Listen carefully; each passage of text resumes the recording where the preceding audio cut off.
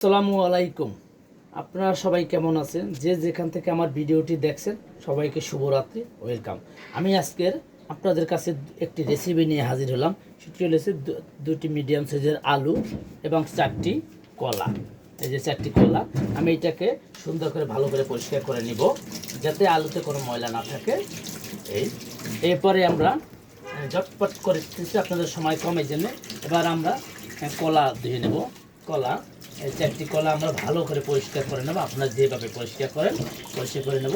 পরিষ্কার করার পরে আমরা এখন একটা ছুরি নিয়ে আমরা এইভাবে কাটবো।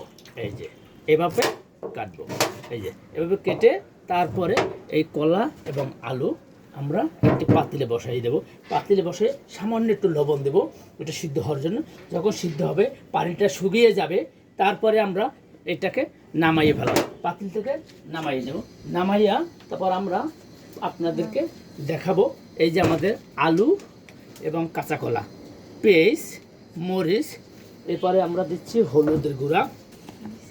এই যে আপনাদেরকে দেখাচ্ছি এই হলুদের গুঁড়া, সামান্য হলুদের গুঁড়া পরিমাণ মতন। এরপরে দিবেন একটু মরিচের গুঁড়া। এই যে সামান্য একটু মরিচের গুঁড়া পরিমাণ মতন দিবেন। এরপরে দেব একটু জিরা। আমরা এবার জিরা দেব। জিরার পরে আমরা লবণ দেব। লবণ দেওয়ার পরে আমরা এটাকে সুন্দর করে মিক্স করব। মিক্স করার পরে এটা তো আগেই মাখানো হয়েছে, মিক্স করব। মিক্স করার পরে বেসন দিব। বেসন দেওয়ার পরে আমরা সুন্দর করে মিক্স করব। মিক্স শেষে আরও একটি জিনিস চমৎকার দিতে হবে, সেটা হচ্ছে একটি ডিম দেব। আপনারা একটা দেন, দুইটি দেন, যার যেটা ভালো লাগে সে তা করবেন। আমরা এখন এই যে ডিম দিচ্ছি, এই যে ডিম। এখন ডিমটা ভেঙে এইভাবে দিয়ে দিলাম। দিয়ে তারপরে আমরা এই ফাঁকে আর একটু কাজ করব।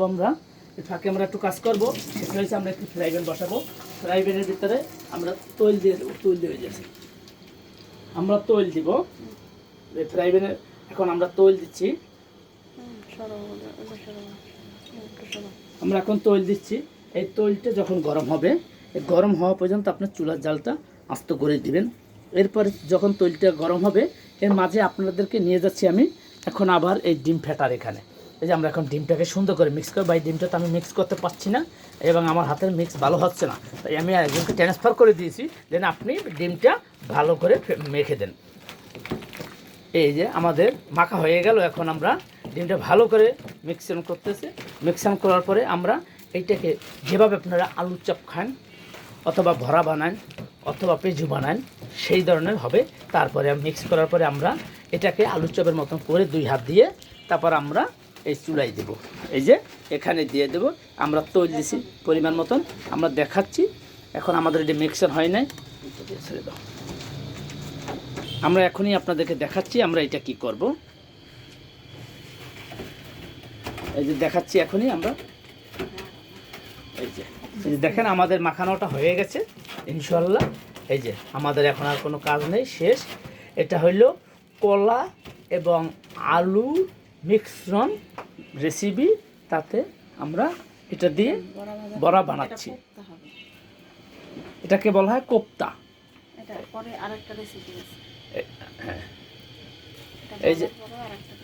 এই যে আমরা দিলাম।